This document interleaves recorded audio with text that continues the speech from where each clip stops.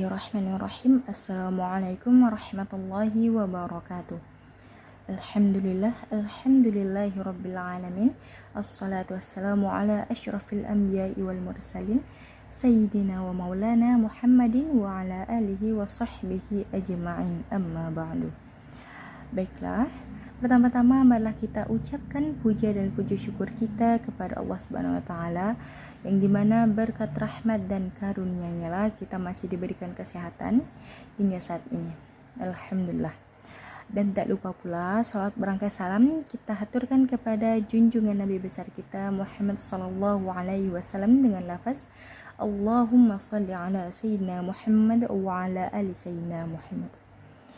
Yang saya hormati yaitu dosen pengampu mata kuliah psikologi agama, yaitu Bu Nur Zaina MAG, dan teman-teman yang berbahagia. Baiklah, pada video kali ini kami akan membahas materi mengenai perkembangan jiwa keagamaan pada remaja dan sikapnya terhadap agama.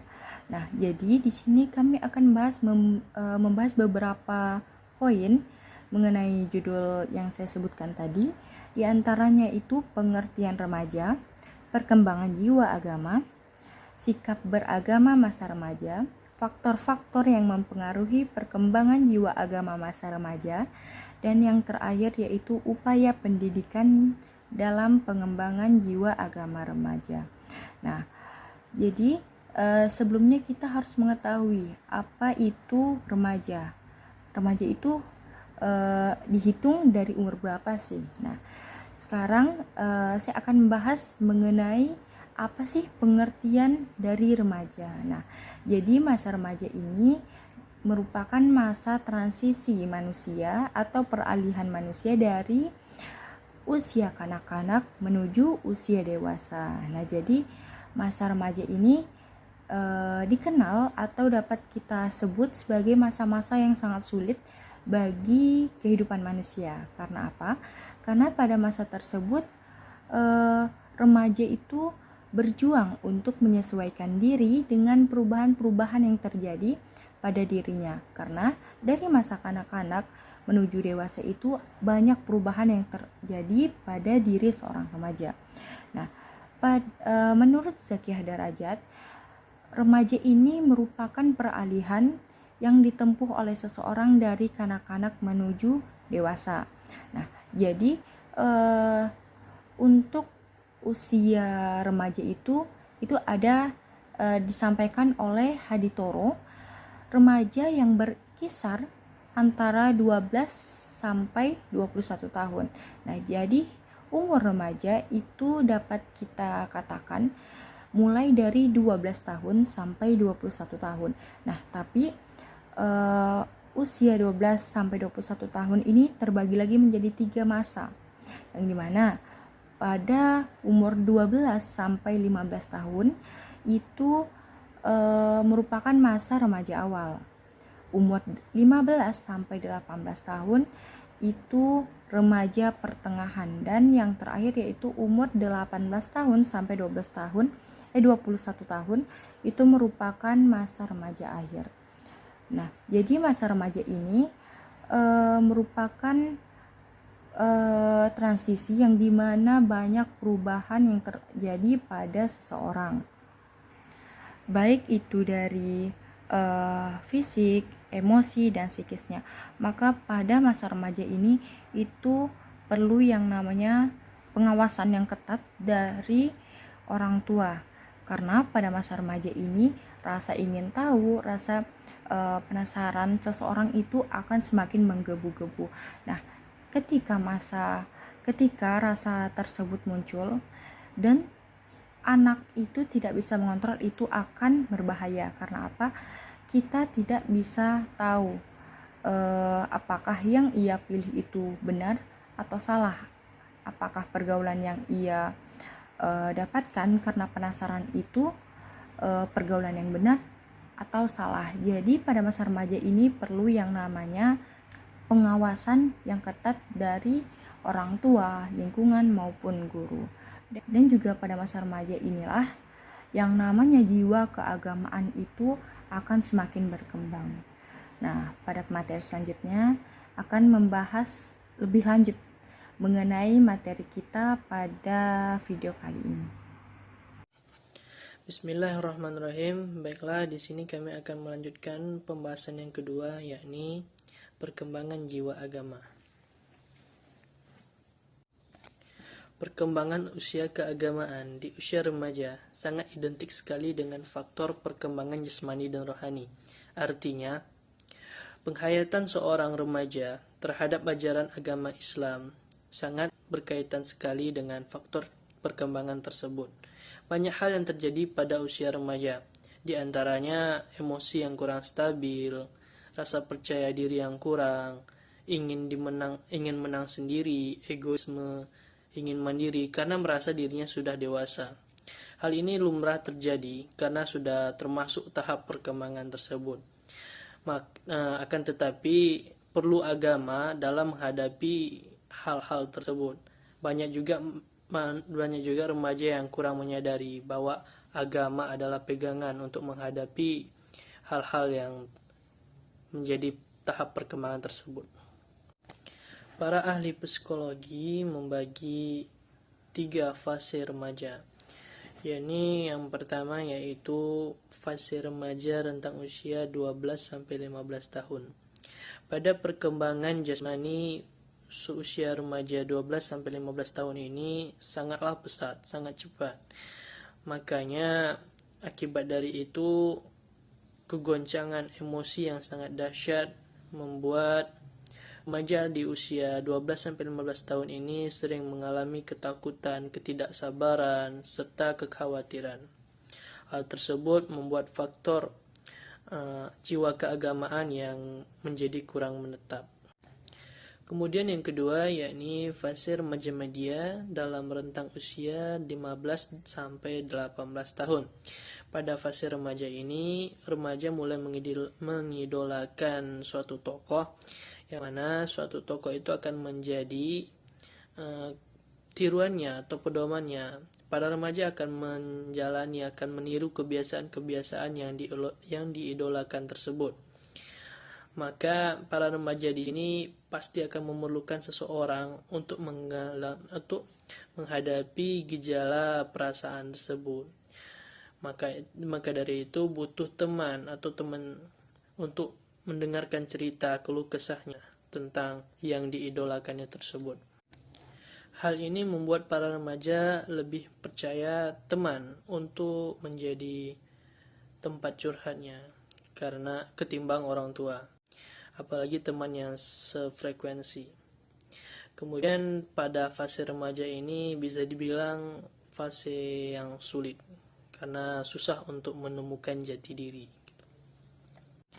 Kemudian yang ketiga yakni fase remaja akhir dalam rentang usia 18-21 tahun. Pada usia remaja akhir ini kondisi emosional mulai stabil, kemudian kondisi fisik jasmani juga mulai matang, sehingga dalam penyesuaian emosi dalam mengatasi masalah, para remaja mudah untuk menemukan solusinya. Dikarenakan kondisi fisik, jasmani, dan rohani pada usia remaja ini sudah mendekati sempurna, maka perkembangan keagamaan sudah menjadi lebih baik pada fase remaja akhir ini. Kemudian pembahasan yang selanjutnya yakni sikap beragama pada usia remaja. Yang pertama yaitu sikap beragama percaya ikut-ikutan dalam hal ini sangat dipengaruhi oleh faktor lingkungan, baik itu lingkungan keluarga, lingkungan sekolah, maupun di mana ia berada. Dalam melaksanakan ajaran ibadah, hanya mengikuti suasana di mana ia berada.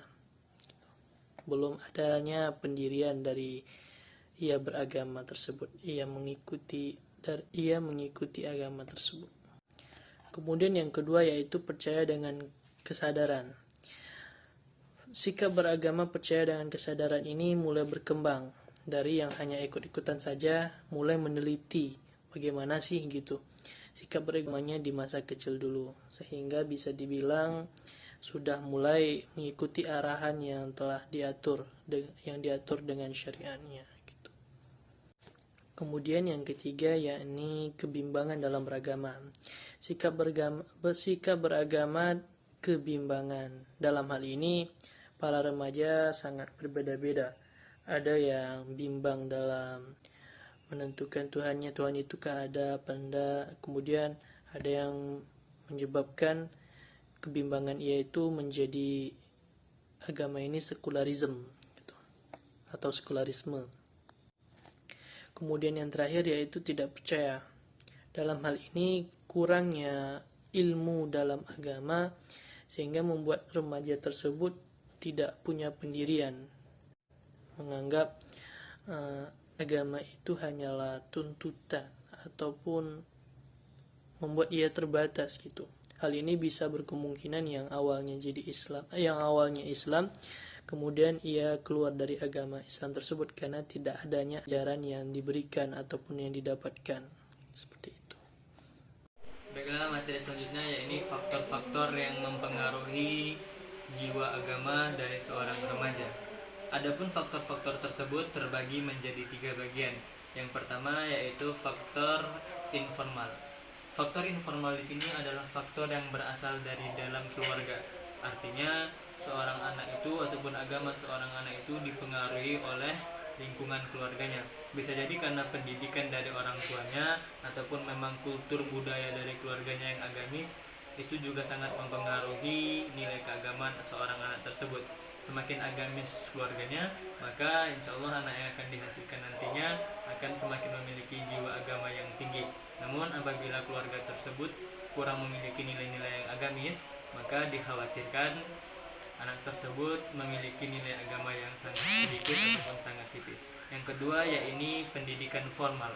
Pendidikan formal yang dimaksud adalah pendidikan yang ada di Indonesia sendiri, mulai dari SD, SMP, SMA, atau bahkan seterusnya.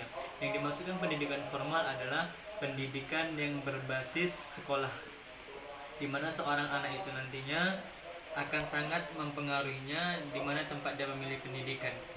Apabila dia memilih tempat pendidikan yang semakin agamis, tentunya akan mempengaruhi jiwa religiusnya. Namun tempat pendidikan itu juga harus diperhatikan, jangan sampai dia memilih tempat pendidikan yang salah. Selanjutnya yang ketiga yaitu pendidikan non formal. Pendidikan non formal di sini adalah lingkungan masyarakat. Artinya lingkungan masyarakat juga sangat berpengaruh bagi nilai keagamisan seseorang. Karena bisa jadi ketika pendidikannya itu bagus dan lingkungan informalnya juga bagus, namun pendidikan non formalnya itu tidak bagus, maka itu akan sangat berpengaruh. Maka dari itu sangat dianjurkan untuk menemani seorang anak memilih pendidikan non formal yang baik. Dalam artian kata, seorang anak itu haruslah memilih teman yang baik. Bukan berarti teman-teman yang buruk itu tidak boleh ditemani, namun ada batasannya. Dan dianjurkan juga untuk lebih memilih ataupun memilah kawannya supaya nilai-nilai keagamaan yang dimilikinya semakin baik nantinya.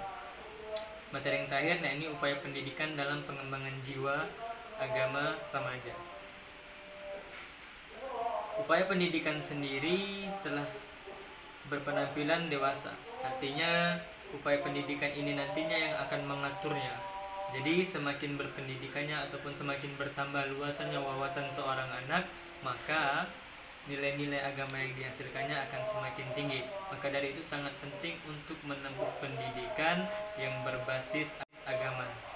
Bukan berarti kita menghilangkan pendidikan-pendidikan yang tidak berbasis agama, namun hal ini harus tetap diimbangi. Artinya sebagai seorang Islam yang murni ataupun seorang Islam yang kafah, kita itu memang harus dianjurkan memiliki nilai-nilai agama yang kuat. Bukan berarti kita bermaksud untuk menjadi orang-orang yang mainstream ataupun orang-orang yang sangat keras dalam beragama, namun begitulah tuntutan kita sebagai seorang muslim yang harus menjadikan diri kita itu adalah muslim yang kafah. Sesuai dengan firman Allah, ya ayyuhalladzina amanu dukhulu fis silmi kafah, maka masuklah ke dalam agama Allah ini dengan kafah. Ma makna kafah? Makna kafah di sini adalah artinya keseluruhan, mulai dari cara kita berperilaku, cara kita berakhlak, muamalah kita, dan lain segala macamnya. Mudah-mudahan materi yang singkat ini dapat menambah wawasan kita dan dapat kita implementasikan ke dalam kehidupan kita sehari-hari, dan makin bertambahnya wawasan kita serta menghilangkan kebodohan di dalam diri kita dan memunculkan nilai-nilai keagamaan di dalam hidup kita. Mungkin hanya itu yang dapat saya sampaikan. Wabillahi taufiq wal hidayah. Assalamualaikum warahmatullahi wabarakatuh.